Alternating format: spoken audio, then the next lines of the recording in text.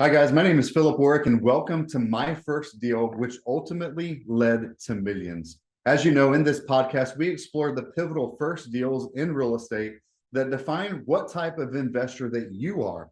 Whether it was your first deal that inspired you the most, or it was a challenging one from which you learned valuable lessons, each of these stories have a very unique outcome. I interview very successful investors, local real estate groups, business moguls, authors, celebrities from all over the world, providing inspiration and insight. So whether you're a seasoned professional or just getting started, this podcast is for you. And today we got the special privilege of interviewing my friend, Luis Salavarria, who has over 18 years of experience investing in real estate, which he started in the single family space, and now he does everything from multifamily, commercial, and different things, and he's been a very successful real estate investor. So Luis, welcome to the show. Thank you, my friend. Thank you for having me. Awesome. Do me a favor and let's introduce yourself to the audience and kind of let everybody know a little bit about yourself and your background. Yeah, of course. So yeah, I'm a real estate investor. I've been investing for the past 18 years. I actually started investing in Brazil. I was actually based down in Brazil, and my wife actually got transferred from Venezuela. That's where I'm from originally. And so we were there, and that's when I decided that I wanted to do something in real estate, because I had read Poor Dad, Rich Dad by Robert Kiyosaki, and it got me thinking that was the time to do it. I was alone. I didn't know anybody. I didn't know Portuguese at the time, and I didn't have any connections. I didn't have anything, right? So I said, this is the time. So because I didn't know anybody, I didn't know any better either. So I went there, found a bunch of people that knew kind of what they were doing, and I started. So I bought my first piece of property. I built some houses. This was, of course, after getting the permitting done, after, doing the bureaucracy that you have in Brazil and, countries like that. And after that, I was hooked. I saw that there was a potential in actually doing real estate business as a professional, and that's what I did. Very cool. So your first deal was actually in Brazil. Yeah. The first couple of deals, actually, like maybe 15 or 20 deals were in Brazil. Oh, wow. Okay. I did not know that part of your story. And I know, as you know, from the first dinner that we had together with our buddy JT Fox. Of course. That when you mentioned Brazil and I started speaking Portuguese to you, I'm sure that kind of threw you by surprise, but it's a very, very similar, something that we had in common. And I actually grew up in Brazil. So the first 10 years of my life, I lived in Brazil as a missionary's kid. My parents were missionaries in Brazil. My mom was actually born in Brazil, right? And so that was a really cool connection, but I didn't know that you had started there and that you had bought and built houses in Brazil. So have you done any more investing there in Brazil? Yes, so that what I just told you, I did that in a little town outside Rio. And then we moved to Rio. And then, of course, being in the big city, buying land to build, as I was doing it, it was just too expensive, right? Because I just bought a little piece of land. I plotted it. I built 5 houses and I sold them, right? Now, to do that in Rio would have been really, really expensive and not really cost effective. Because down there you have like the big rises and like these big complexes, like type of resort type of complexes, and they buy a lot of land, and because of that the price of land is actually really, really high. It's actually one of the highest ones in the world, if you believe that, and I'm sure you know. But when I went there, when I moved, I had to pivot. So I thought, okay, so let's do something in real estate, but something different. And not build anymore, because I didn't want to do that, because I couldn't do it. It wasn't really cost effective. So I found apartments in Copacabana, like old apartments that I could remodel and sell for a profit. Basically, what I'm describing is just fix and flip. But at the time, I didn't even know that that was the name of it, because I'm, living in Brazil, you don't really have access to the terms and stuff like that, So that was a funny thing. And when I first came to the US, people asked me if I was, actually, they asked me what I did. So I told them, and they said, "So you're a flipper?" I'm like, "What? What is that?" But it turns out that I was a flipper. I just didn't even know that I was a flipper, So we flipped a bunch of apartments in the Copacabana area, nicest beaches in the world. And then from there, we also started pivoting again. We bought a few apartments in different places of the city. And these were like condominium type of apartments where you had a big builder and people would buy off like different apartments or sections or whatever. And we would just bank on the appreciation, because at that time the economy was really, really solid and really, really nice, like to invest. So so we did that, and we made some good money. Right on. That's amazing. That's really cool. So do you still have any holdings in Brazil? A couple of apartments, but pretty much we had the idea of keeping some, and we kept some for a long time. We kind of liquidated, I would say the last 2 years, we kind of liquidated everything, because I didn't see myself going back there, now that we're living and we're citizens here. So we moved here. This is our life now. So at that time I thought, it's always good to have a backup plan, because we can always go back. We all speak Portuguese. Our first son and daughter, they're Brazilians, that were born there. So that wouldn't be an issue. And we still go there from time to time. In fact, we went there to this year, actually, like in February, we went there after Carnival. And so we visited a bunch of friends, and so we still have contact, right? But we saw that the invested environment wasn't there anymore. So we just brought that money here to invest it here in the US.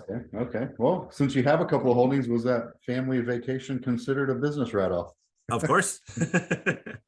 Hey, we're not here to give tax advice or legal advice. That's just experience. This is educational purposes only, right?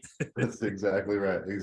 But there's got to be some research and development expenses, right, for the business. And of course, one of my desires is to take the family back to Brazil, right? And it's like, man, if I can find a business excuse to do it, that makes sense. But I have a bigger family, right, with 4 kids, and then now our older daughter has 2 kids, and it's the desire to take the whole family, right? And so I've always again, go ahead. I'm not gonna give anybody advice, but if you turn this as a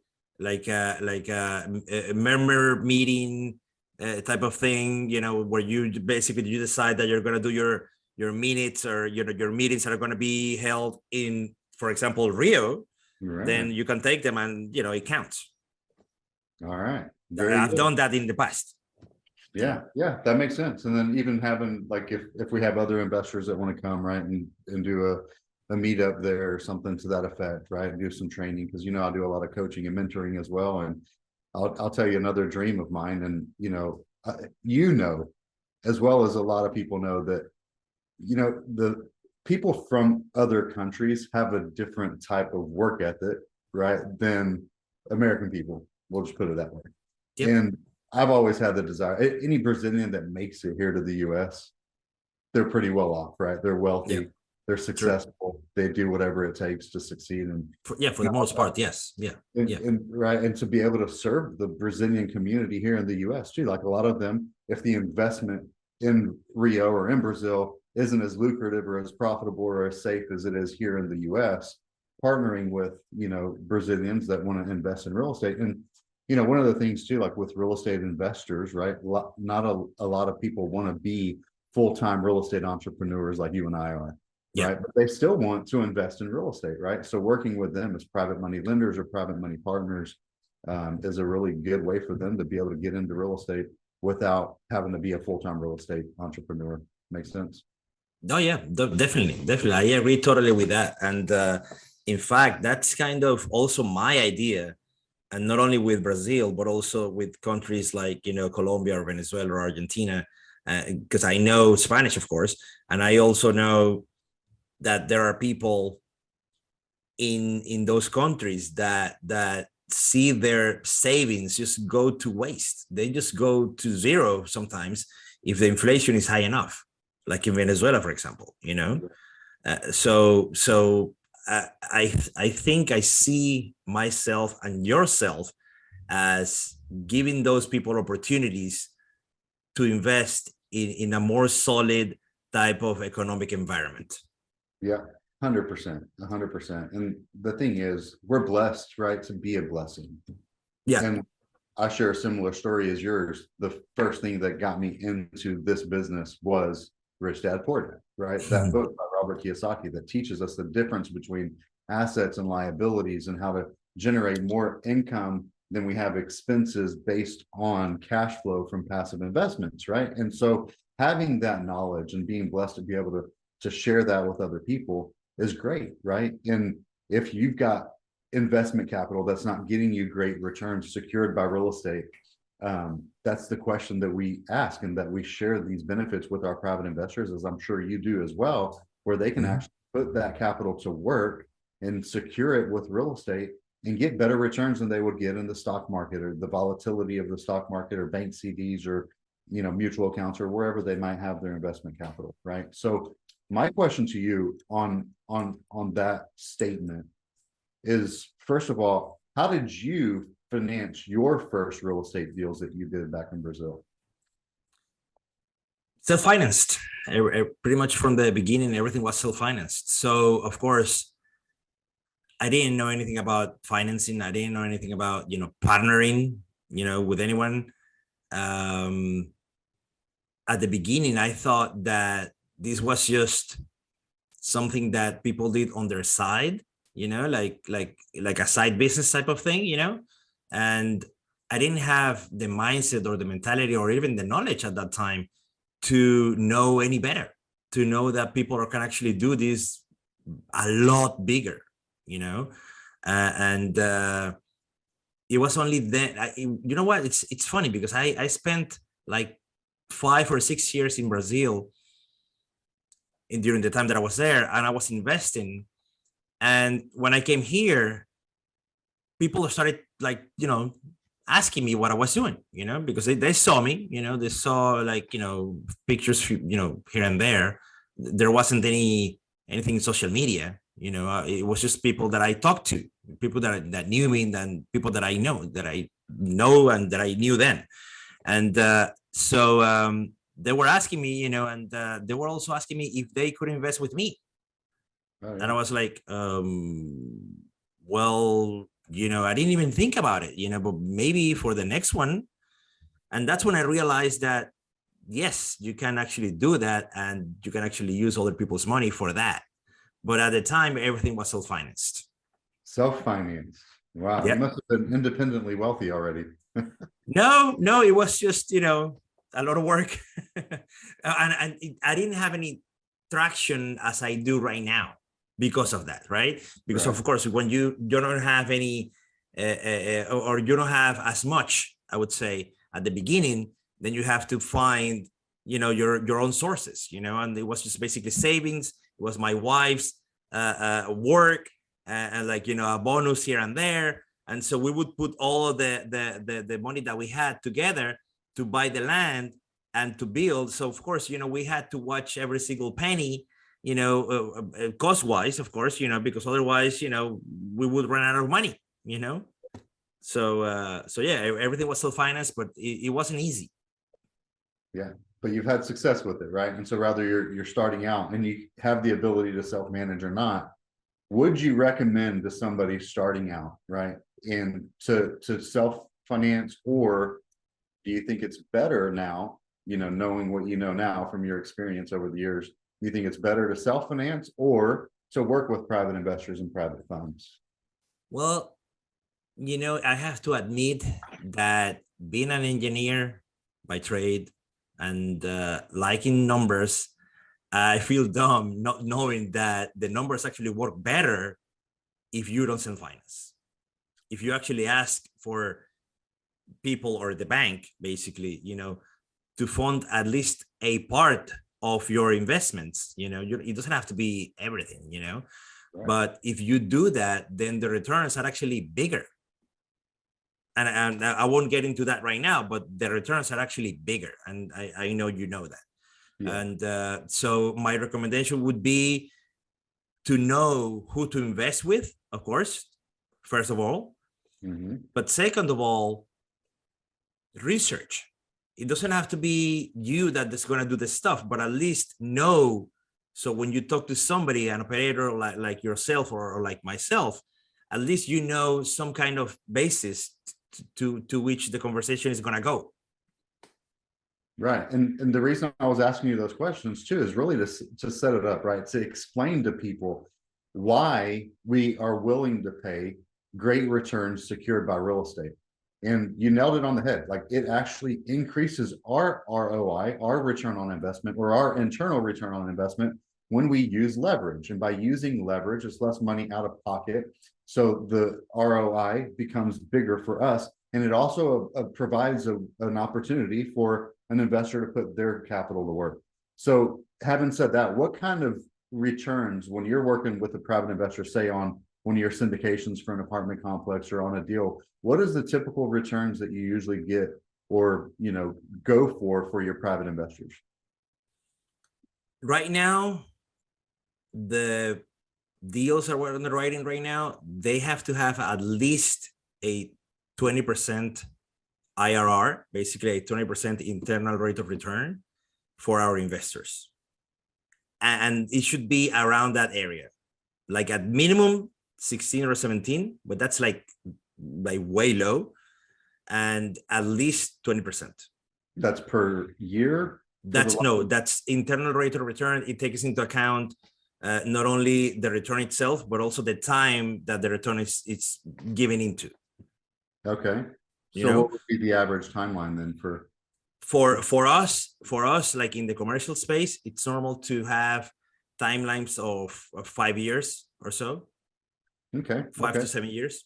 So what does that equate to in terms of like a yearly return for that? So for example, let me give you an example. So if we have a multifamily deal, for example, going on right now, and we have an investment of 100,000 from an investor, that investor could, of course, this is all like relative terms, but like they could actually receive maybe 100% of their investment in those 5 years, basically saying 20% year over year. But that includes the appreciation that you're going to get afterwards, plus also the cash that you're going to receive from the investment, the cash flow basically that is going to get you either monthly or every quarter or semester, like every 6 months or whatever. Okay. But that's kind of what it is. So essentially doubled their investment in that 5-year period is what pretty much saying. So if they invested 100,000, they're going to get their initial 100,000 back plus potentially another 100,000 profit. So, I mean, yeah. So that, I mean, if you divided 100,000 profit by 5 years, that's basically 20 per year, right? So it'll be a combination of cash flow during the investment, and then at the end, whenever the deal's sold or refinanced or cash out, right? So some money during the investment and some money at the end.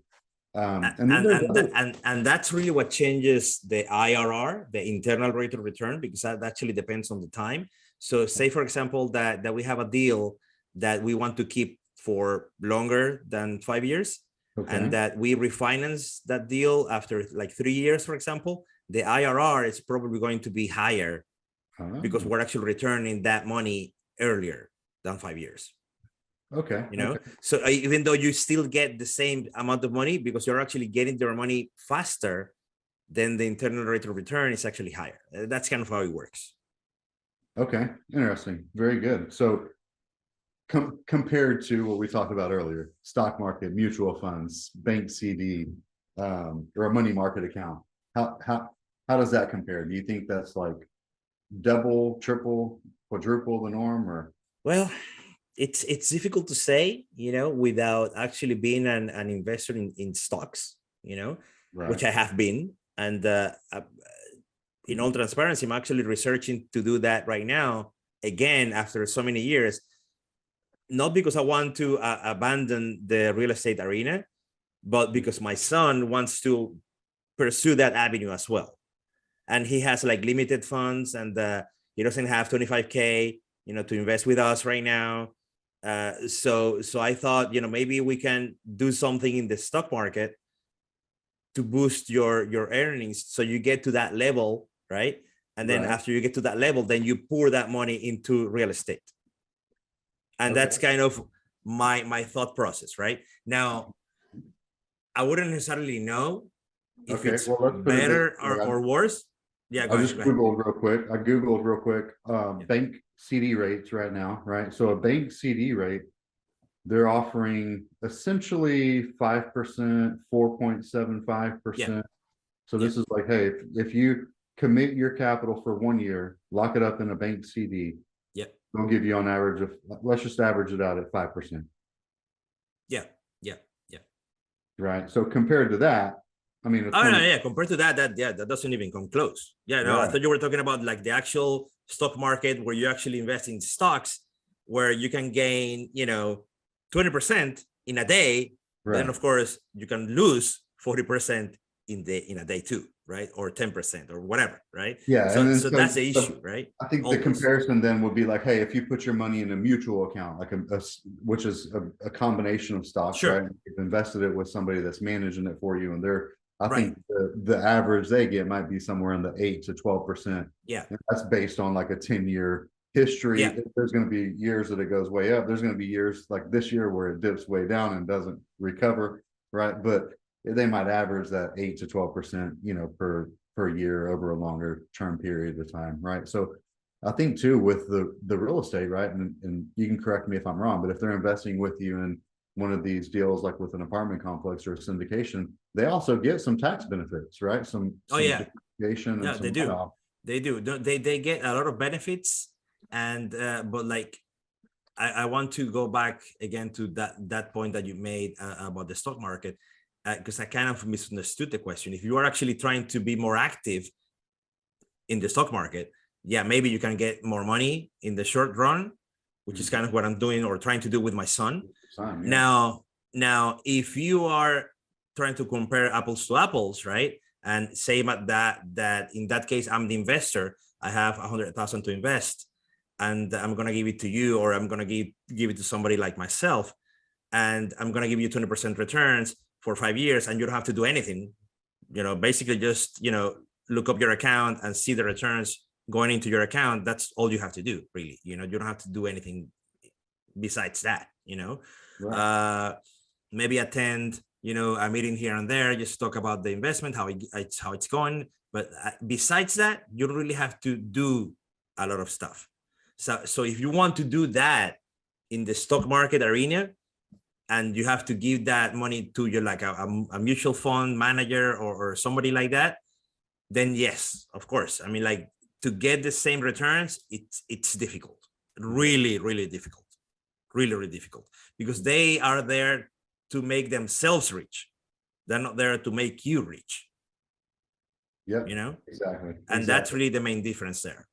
Yeah. And so to kind of close the loop on that whole little riff of the conversation, this is why we can provide these opportunities to real estate investors, right? Or to investors that want to make returns on their capital passively. This is true passive income. In order to have passive income, you have to have money to invest. Right. And then you partner with somebody like Luis that has the deals and has the ability to manage and operate that investment and do all of the active side of the work, right? So this is why we are blessed to be able to be a blessing and to give these opportunities to investors that want to earn a passive return on their capital. And it's win-win. Luis wins, I win. We get a higher rate of return on our investment that we make, We can do bigger deals, like Luis mentioned, right? Bigger deals than just doing the single family, for example. And it helps us all leverage each other's together, right? To do better together, essentially is the point, right? Like, hey, Yeah, this is why we can give such great returns. This is why it's win-win for the investor and for us as well. it's good for everybody, to be honest. Perfect. For everybody that invests, as long as, of course, you invest with the right people. Correct. 100%. You got to make sure that you're investing with people that have the experience, that have the ability. And obviously you've proven that over the 18 years of your investment. Yeah. And some difficult situations back in the past. But also it's like, like JT Fox says, right? A lot of the problems that you have, they have a first name and a last name, unfortunately, and I've realized that is the case. I used to just go to the person that knew about whatever, say for example that I wanted to do something in marketing and I knew my cousin was good at marketing. I would go to him just because he's good at marketing and I don't know anybody else, right?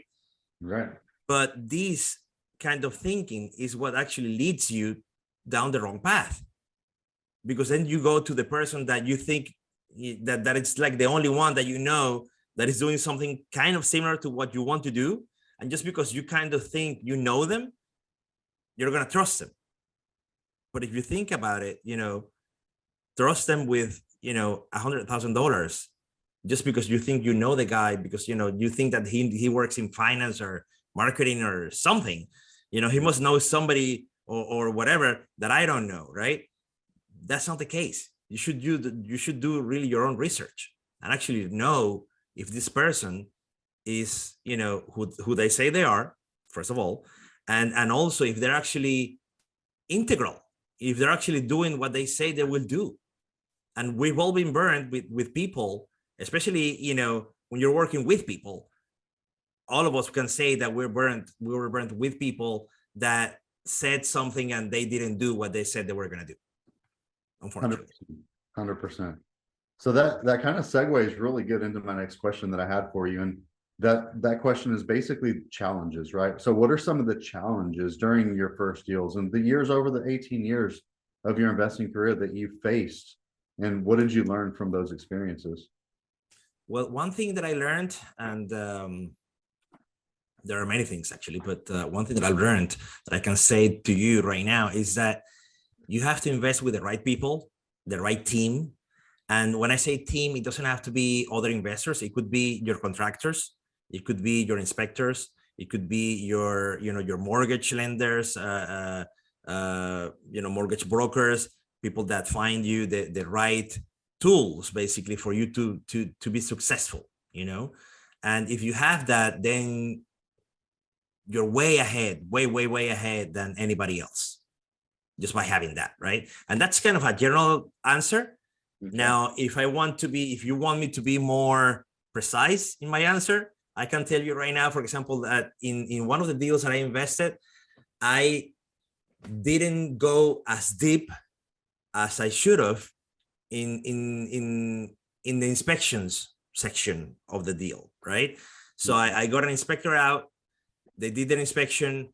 I basically told the guy, just focus on the main stuff, because as long as I know that the main stuff is good, everything else follows. That was kind of my thinking, because I had used that, a strategy, if it can be called that, back in the day with my residential stuff. But right now, if you don't do a deeper, inspection with multifamily or other commercial properties, if you don't do that at the beginning, you will get burned, because a little thing in residential may cost you, something that you oversaw may cost you, $1,000, right? It's still painful, but it's only $1,000. Now, if you multiply that, one unit times 100, a little mishap, now it's not 1,000, now it's 100,000. Right.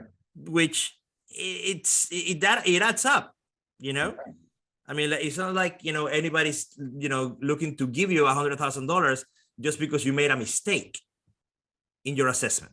Right. you know?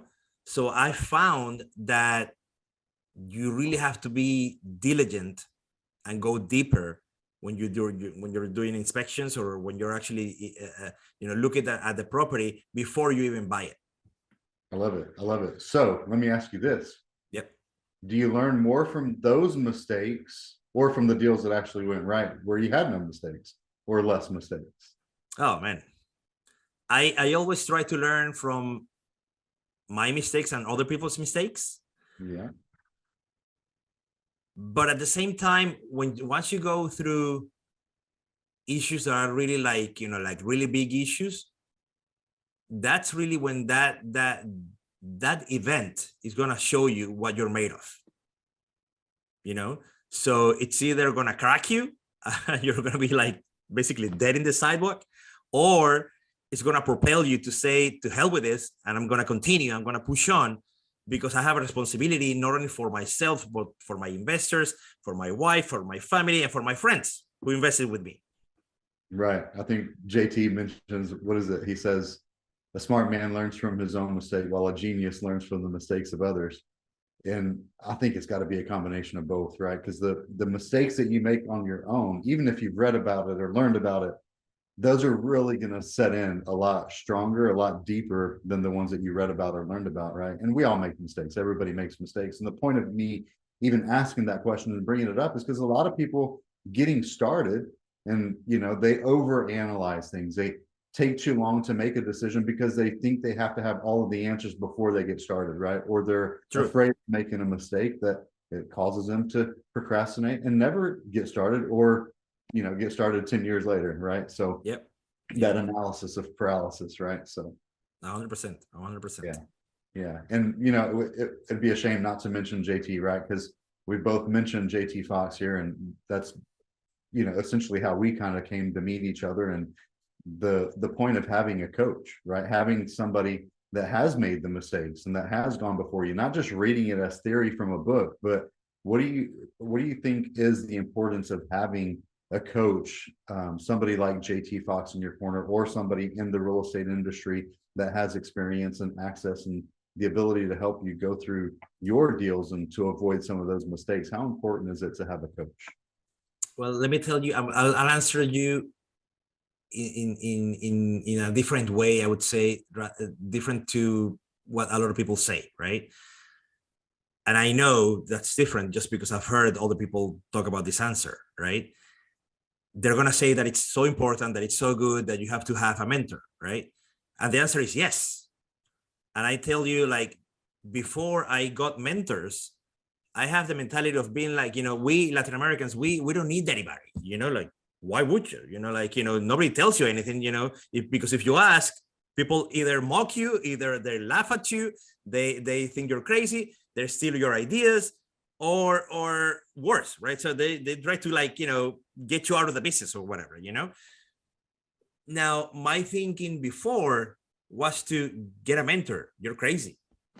Of course not. I can do everything on my own. I can learn because I'm clever. I read.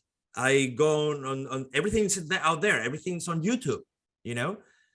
I still feel bad for people that think that because I still hear people that actually say that to me right now. Still, like, even now, they still say that to me, and it saddens me because it's like, you will never get ahead.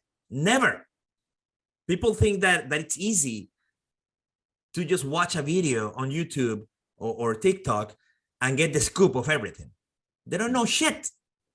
They don't know anything, And you know how I know? Because now I have mentors, And it's not only the time compression that you get by asking the question that you have in the right moment that you have, and not having to waste time reading books or reading blogs or watching videos on YouTube to actually get your answer, right? It's not only that.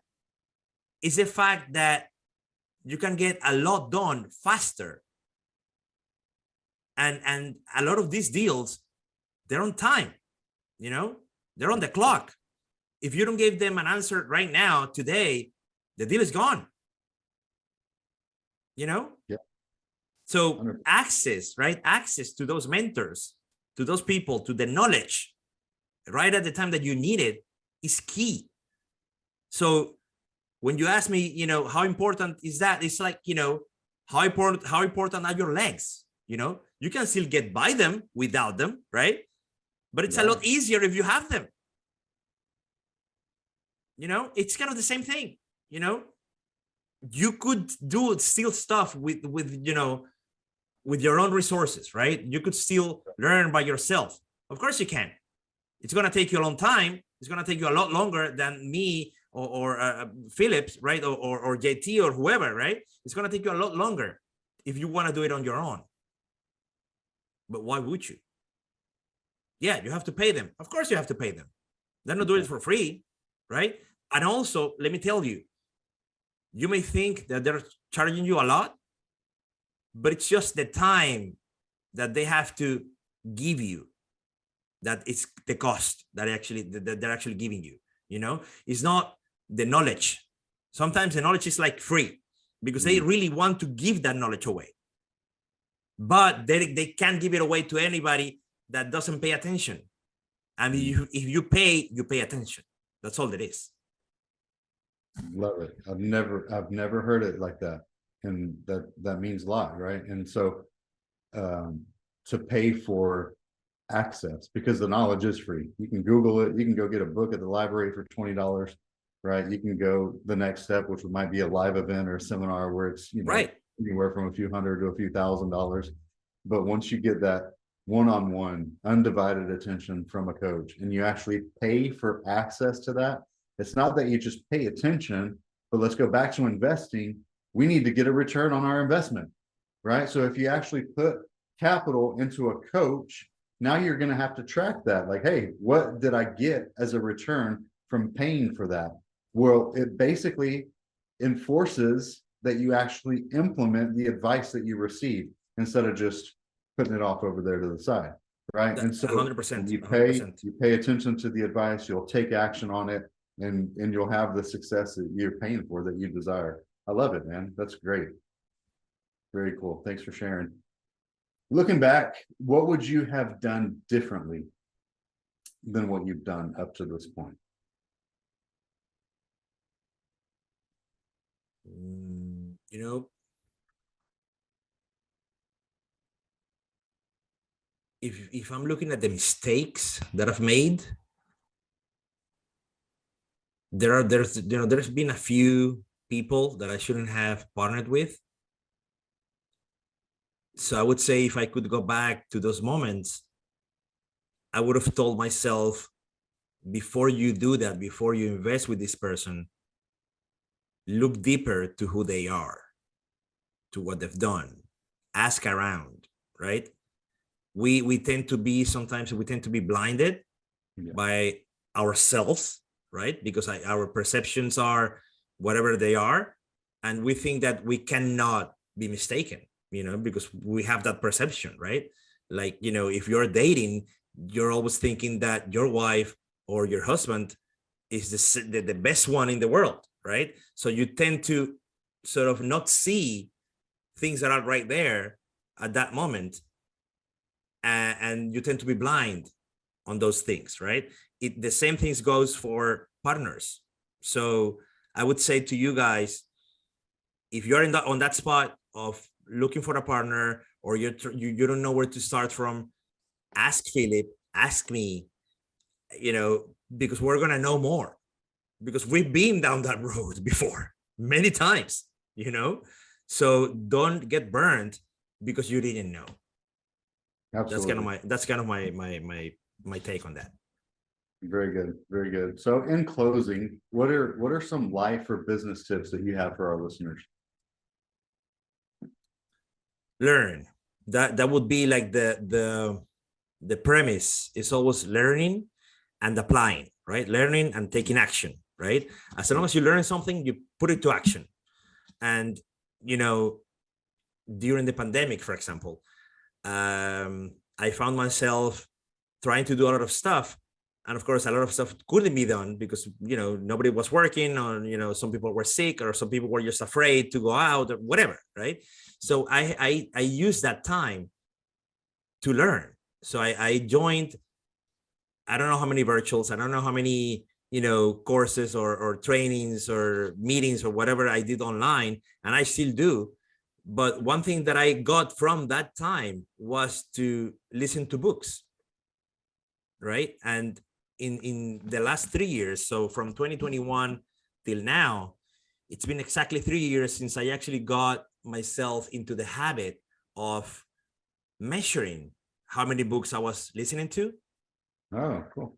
And because it occurred to me, like, this actually came from a statistic that I heard back in 2020 or so, right? I heard that the average CEO reads like 62 books per year.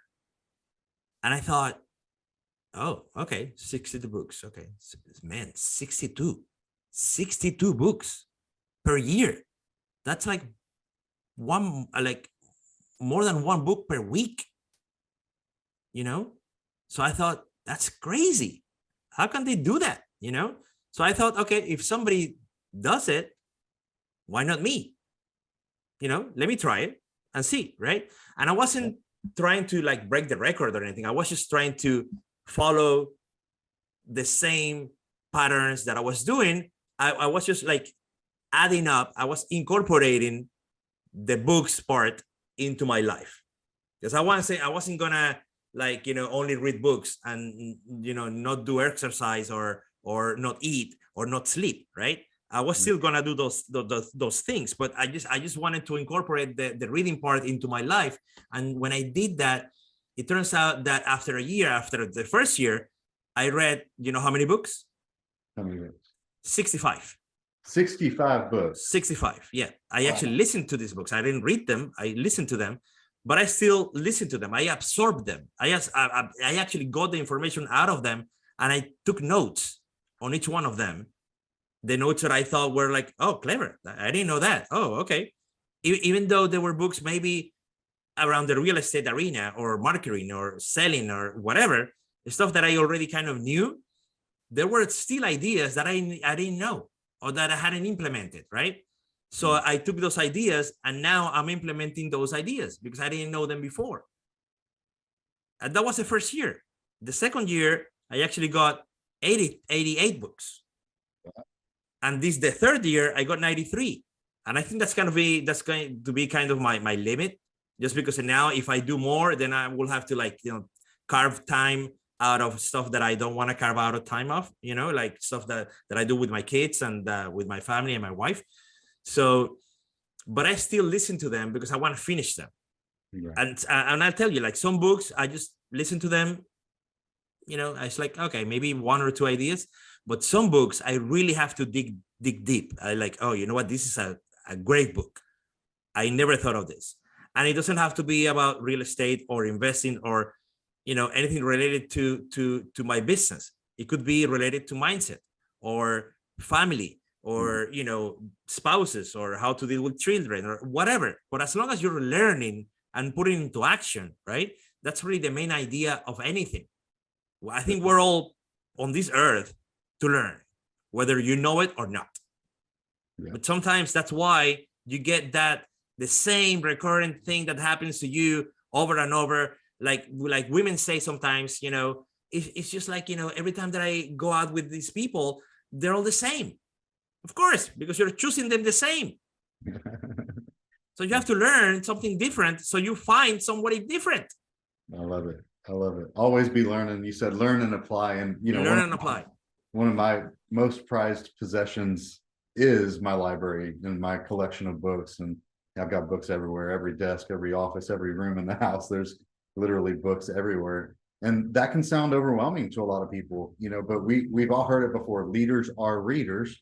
Totally. And it's very important to be reading, to be learning, to, like you said earlier, condensing knowledge from somebody else. Like, you can get from a book something that took somebody 18, 20 years of life experience to condense into a book that we can buy for $20 or listen to an Audible for $10 or whatever the case is. Yeah. And make time for it, right? I love the fact that you listen to books, and I heard before net time, no extra time. This is like when you can put an audible in your ear and be listening to it while you're doing other things, while you're doing your household chores, if you do that, right? Helping around the kitchen or cleaning or doing laundry or doing the yard work, whatever it is that you do, or even commuting to and from work or wherever you go. This is when you can actually get a lot of this book in, like reading and listening to books, or when you're doing your exercise. That's actually what I do. That's actually exactly what I do. You know, I just, as I said, like, it's not like you're adding hours to the clock. I mean, you still have 24 hours, right? But the time that you have, you just don't know that sometimes you're just wasting it, you know, or you're not really using it in the proper manner, you know? So if you're driving around with your kids, like I do, you know, I'm the chauffeur, you know, and I just take them places, right? So in that time, I'm listening to books. I'm not listening to music. Sometimes I just, you know, if they want to listen to music, then I just put my headphones on or my earplugs or whatever. And, you know, I listen to books while I'm taking them someplace else. Now, they've realized, because I've seen the changes that I go through, right? They've realized that maybe there is something there too. So what I do now is actually I put the book, the audiobook, I actually put it on their speakers, on like the speakers in the car. So they listen too. And sometimes they get hooked. Sometimes they even tell me, Dad, can you stop the recording so we can listen when we come back? You know, because if I drop them off or whatever, they wanna you know, basically just catch the book where they left. You know, and it's funny, but things like that happen. You know. Yeah. So what's the number one book that you would recommend right now, or your favorite, or something to that effect? Oh man, one that I really like is called Clarity by Jamie Smart. Clarity by Jamie Smart, and I really love that book. At the time when I read it or when I listened to it, I think I needed that focus, you know, that this person actually brings you. And so I really love the book. I really love the book.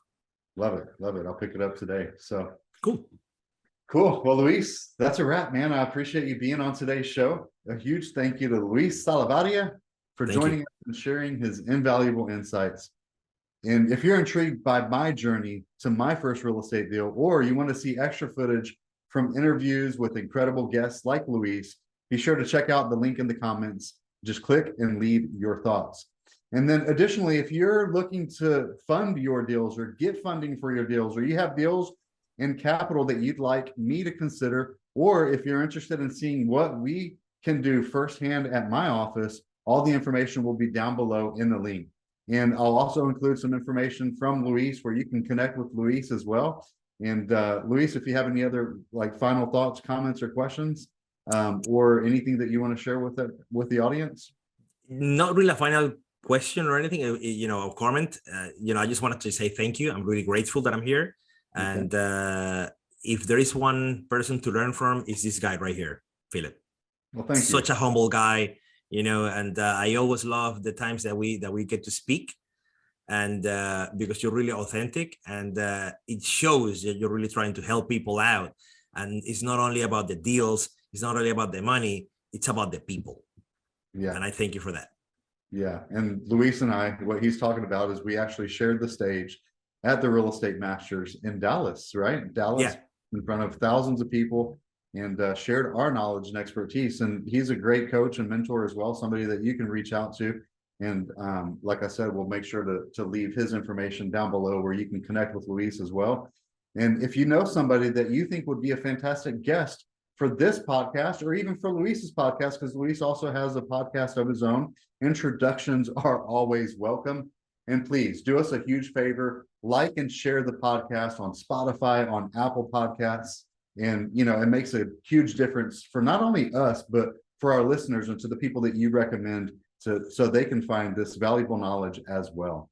And so that's it. We'll be back soon with other stories on our first deals, which ultimately led to millions. Luis, thanks again for being on the show. We really appreciate your knowledge and expertise.